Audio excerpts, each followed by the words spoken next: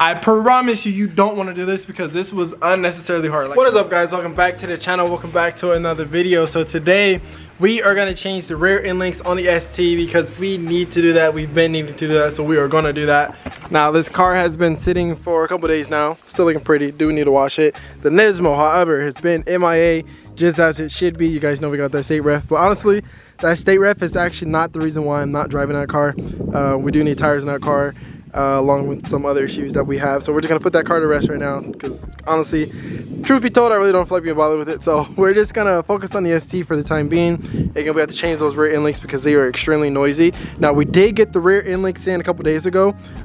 They aren't gonna be like your special brand like Massive Speed or any other brand that's out there. I've heard that Massive Speed was a pain to install and I really did not want to be bothered with that. So let's go ahead and open the ones that we bought and let's go over them. So as you guys can see, we bought these from Amazon. Now I did actually find these on the forum. Somebody actually ran these on their own personal car that said they worked great. And honestly, I don't need adjustable ones. I don't need anything fancy. I just need something that's gonna work and not be noisy. Let's see the part number. I don't know where the part number is at. Oh, right there, K80278. Those are the ones that we bought. Of course, I believe these only come with one in the box. Hopefully they only come with one because I bought 2 boxes. Let's see. Yep, just one. And it looks like it will do the job. Like I said, I don't need anything fancy, nothing adjustable. We don't track this car, none of that stuff. Now, I was prepared to do this install outside, but it is a little hot. And you guys know when working on your cars, things never really go as planned. So I do not want to be stuck in the heat. So we're just gonna move this car out the garage. Now I did, so I don't know if you guys remember about a year ago, I made a prank video on my mom in regards to her car and we straight piped it. Well, that prank kind of went sideways because it's supposed to be a prank, meaning like it wasn't supposed to be likable, but they actually ended up liking it. So a year later, they ended up straight piping the car as not a prank. And I made this video on TikTok, so a lot of you, I don't know if you've seen it or not, but we did straight pipe it, so we got new tips for it. It actually looks pretty good. So I'm gonna go ahead and start this car just so you guys can hear it. We're gonna back it out, we'll pull the ST in and get started on it.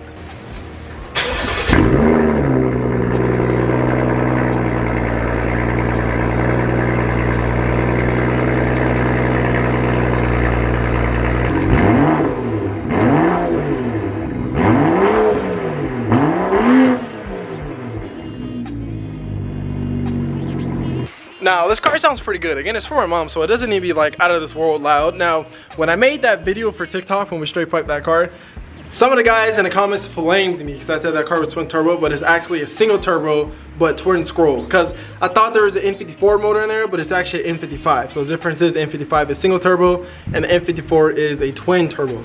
Now, sounds pretty good nonetheless. What do you guys think? Oh man, it is extremely hot in here, as it should be, because I'm sitting in the sun. Let's go ahead and pull this car in. Maybe when we finally get these end links changed, I'll drive this car more. Because right now it's annoying. Like, I can't even take a girl out in this car because it's embarrassing annoying. Like literally, as we're driving, all you hear is clunk, clunk, clunk, clunk, clunk. And I know some are gonna be like, well, what took you so long to change it? I couldn't justify the fact that I was about to spend over $100 on some end links. I couldn't justify it. I'm sorry. It literally took me months to buy it. I'm actually not gonna go in all the way just so I can have a lot of room. It didn't help the fact that I saw that Massive Speeds end links were difficult to install. This camera's actually moving a lot. Was difficult to install. And I'm like, yeah, I'm not trying to go through that. Now, if you've owned one project car or more, even one's stressful, but imagine having 2 project cars that you have that you work on constantly. What I mean by constantly is because a build's never done, right? You always find things to do and innovate and stuff like that. Imagine owning 2 that you drive as project cars, right? You work on them, especially for me, like doing content and stuff like that.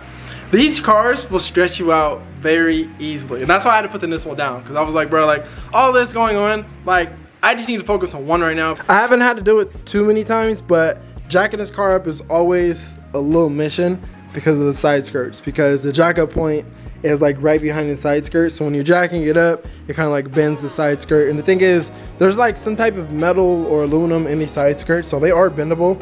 So you just kind of have to be careful if you have these side skirts and you have to jack your car up. Showing you guys something that physically doesn't make sense, but it makes sense, or it doesn't make sense, but it's making sense. I don't know. We have one side jacked up. How is it leveled? like both sides jacked up at the same level, but we only have one side jacked up. Typically, if I were to do this on a Nismo, it would not have went down like this. So I'm a little confused, but hey, it makes my job easier. Now, I don't think these have a left and a right to them, but let's go over here and take a look at what we got, guys. So, as you can see, that bushing is completely blown out. Like, there's legit nothing on the top when there should be something on the top. And then the bottom one, as you can see, is pretty much gone. We'll look over here, and this side's even worse. Yeah, I think this is where all the noise is coming from. And there's nothing on the top. There's nothing on the top. I think there's something supposed to be on the top, right? This one has something on the top, maybe? I don't know. Nonetheless though, this is a problem, and it's been a problem. Now the only issue that I see, that I know that we're gonna run into, is somebody said that this, like these threads are way thicker than the ones that's like in there, so we're gonna have to like drill the sway bar a little bit more wider to fit this one. So that's the only issue that I see us having, but hopefully it's not too bad, because if we have to do that, I may have to remove this wheel. Dang, we have a lot of stretch on this wheel, I didn't even notice that. But we may have to remove this wheel because the bag and the wheel is sandwiching that, and the last thing I need is to damage that bag. So I'd rather remove the wheel and kind of take care of it from that aspect. Some might talk against it, but ooh, this is my favorite method right here. Until it does that. Sick. I was going the wrong way. So, if you guys don't know, now you know. When you have an a ratcheting wrench, when you're loosening it, it goes, which way? It goes up, right? But when you flip it, it goes the opposite direction. If you didn't know, now you know. Well, anyways, now we have it loose. So we're able to take this off, actually by hand, that's how loose it is. Imagine that, going the wrong way. And like I said, we're most likely gonna have to drill that bigger, yep. Because it don't be fitting. Yikes.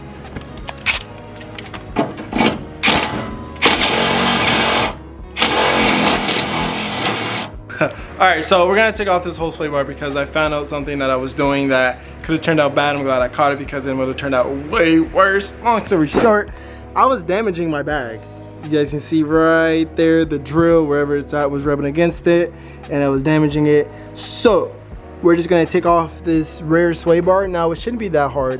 I guess I was just overthinking it. So there's 2 bolts right there, 2 bolts right there. Obviously we're going to take off that end link, and then it should just come off.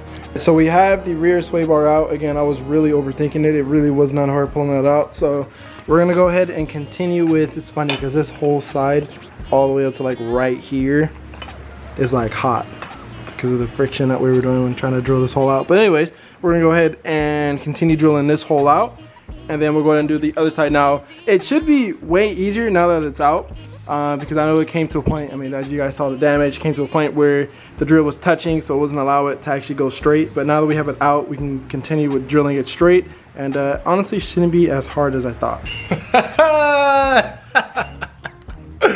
Okay, so today is Wednesday. We started this on Monday. So I've been drilling these 2 holes out for the past 2 days, and honestly, if you are bored out your mind, you have nothing else to do, and you are the last person on earth, I would not suggest doing this at all. Now, this is the result of me being cheap and the fact that I didn't need adjustable end links, but I promise you, you don't want to do this because this was unnecessarily hard. Like, I had the right tools and it was still unnecessarily hard. So do not do this. Do not buy these end links. I mean, unless you have the like exact tool that can get this done in like 2 seconds, you do not want to do this, I promise you, because drilling this hole out bigger to fit these end links is a nightmare. I'm pretty sure these end links are like solid. I have no doubt in my mind that these are gonna be solid, but trust me, you don't want to do this. So this is what we basically had to do, right? Drill this hole to fit this, because this is bigger than your stock one. Let me actually get the stock one so I can kind of compare it. So of course this is a new one, right? And this was the old one. As you guys can see, that is significantly bigger. So that's why we had to drill out the sway bar to fit this new one. Now, it was kind of unnecessary because I'm pretty sure there's ones out there on the market that you don't have to do this for. But again, reason why I did this because I didn't need adjustable end links. I just needed something to get us by, something that's solid, something that wouldn't fold on us. And this was that. But again, listen to the forums and they made it seem like it wasn't that big of a deal. And it, in fact, was that big of a deal. So I was kind of the guinea pig in this situation, guys. So again, if you have the tool to get this done, like within like 5 minutes, then hey, you can go all out and purchase these. But if you do not have the right tool, do not do this. And I used that drill, that drill, that drill bit, that drill bit, that drill bit. Everything that you see in this picture, I used. And it took me like 2 days to do it. So we're gonna go ahead and throw this sway bar in. And by the way, there's no way we could have got this done with this sway bar mounted to the car. So we're gonna go ahead and throw this sway bar back in. We're gonna mount these end links and then we'll go from there. Also gotta check out this left rear strut because I think there's some foul play going on. I don't know if you guys remember, but in the past, we had an issue with it backing out.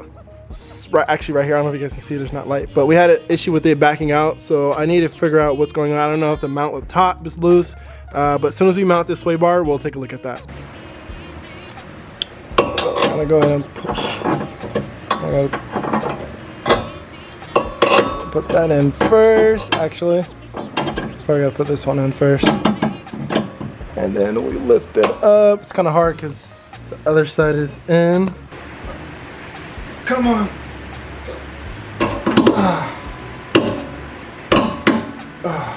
So we just got done installing the rear stabilizer bar with the end links. I couldn't figure out anything like wrong with that side. Everything looked to be okay.